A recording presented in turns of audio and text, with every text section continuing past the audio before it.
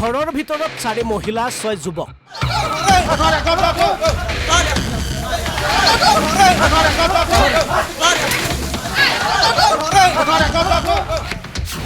এক ঘণ্টাত 500 টকা। বিভিন্ন ঠাইৰ পৰা আহে যুৱতী মহিলা। বিভিন্ন ঠাইৰ পৰা মহিলা আহে, ইয়াতে পইচা লৈ লাগিব। 1 ঘণ্টাত 500 টকা লৈ ৰুমত, আৰু বাকী পইচা সেই তাহোন যি লয় ছোৱালীকেইটাই, মালিকে 500 টকাকৈ লৈ বোলে।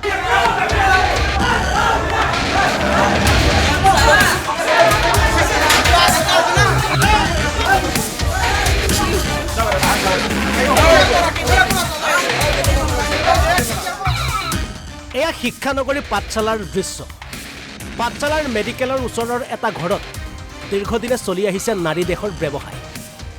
বিভিন্ন ঠাইৰ পৰা যুৱতী মহিলা আহে ঘৰটো, আহে বহু পুৰুষ। অভিযোগ অনুসৰি ভাড়াতীয়া হিচাপে থকা অৰূপ দাস নামৰ এজন যুৱকে চলাই আহিছে নাৰী দেহৰ ব্যৱসায়।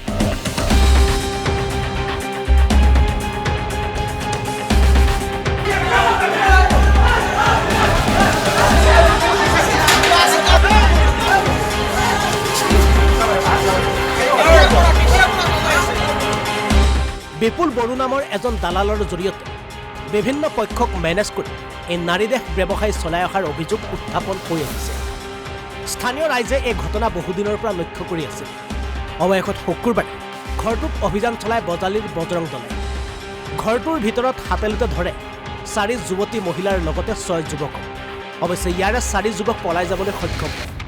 অৱশেষত বজৰং দল তথা ৰাইজৰ সহযোগত আৰক্ষীয়ে অৰূপ দাস অৰূপৰ পত্নীৰ লগতে আটাইকেইজনক আটক কৰিবলৈ সক্ষম হয়।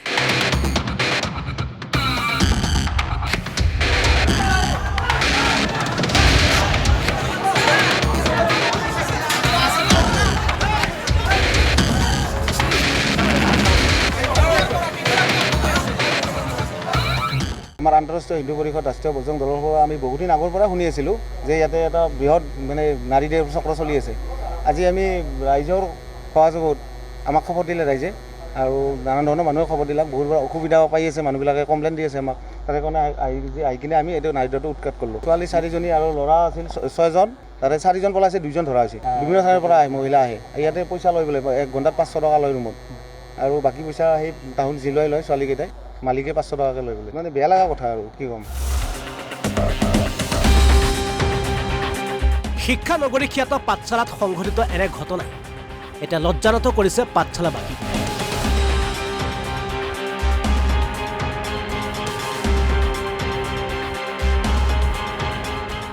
হয়, চাওক, কথা হৈছে কি, আমাৰ পাঠশালা, গোটেই পাঠশালা মহানগৰখন কথা হৈছে কি, এতিয়া মানে শিক্ষানগৰী বুলি য'ত মানে বাহিৰতো প্ৰচাৰ হৈ আছে, কিন্তু শিক্ষানগৰীত এনেহেন কলংক মানে লাগি আছে যে নাৰী ব্যৱসায় গোটেই পাঠশালাখনতে মোটামুটি বিয়পি পৰিছে। গতিকে এইবিলাক ক্ষেত্ৰত যদি এতিয়া প্ৰশাসনেতো যিমানখিনি লাগি আছে, তথাপি স্থানীয় মানুহখিনিৰো সহায় সহযোগ যদি হয়, ভৱিষ্যতে এনেকুৱা আৰু উৎখাত কৰিব পৰা যাব। গতিকে আমি ৰাষ্ট্ৰীয় বজৰং দল বৰপেটা জিলাৰ তৰফৰ পৰা আজি যিখিনি আমি প্ৰচেষ্টা চলে কেনে বহুদিনৰ পৰা আমি চেষ্টা এটা চলাই আছিলোঁ, আজি আমি এইটোত আমি ছাকচেছ হৈছোঁ। গতিকে এনেকুৱা পাঠশালাত যিমান ঘাটি আছে, আমি অনাগত দিনত এনেকৈ উৎখাত কৰি যাম বুলি আমি ৰাষ্ট্ৰীয় বজৰং দল বৰপেটা তৰফৰ পৰা আমি এলাৰ্ট কৰিছোঁ। এইটো সমাজখন আচলতে সঁচা কথা, সমাজখন কোনফালে গৈ আছে এইটো এটা ডাঙৰ প্ৰশ্ন। কথা হৈছে কি, আজিকালি যিবিলাক আমাৰ পঢ়ি থকা যুৱতী, সেইবিলাক যিবিলাক কাৰ্যক্ষেত্ৰত মানে এইবিলাক মানে জড়িত হৈ আছে, এইবিলাক কাৰ্যত জড়িত হৈ থকাটো আমাৰ খুব মানে নিন্দনীয় কথা, আমাৰ কাৰণে লজ্জাজনক কথা। কাৰণ যিবিলাক ষ্টুডেণ্ট তেওঁ পঢ়া পাতি কৰক বা অন্যান্য বেলেগ ভাল দিশত আগবাঢ়ক, কিন্তু এইবিলাক দিশত আগবাঢ়ি যোৱাটোতো আমি নাভাবোঁ যে এইবিলাক ক্ষেত্ৰত আগবাঢ়ি থাকক। নিশ্চয় আমাৰ ফালৰ পৰা আমি উচিত তদন্ত কৰি কেনে উচিত শাস্তি দিব লাগে বুলি আমি আইনকো আমি দাবী উত্থাপন কৰিছোঁ।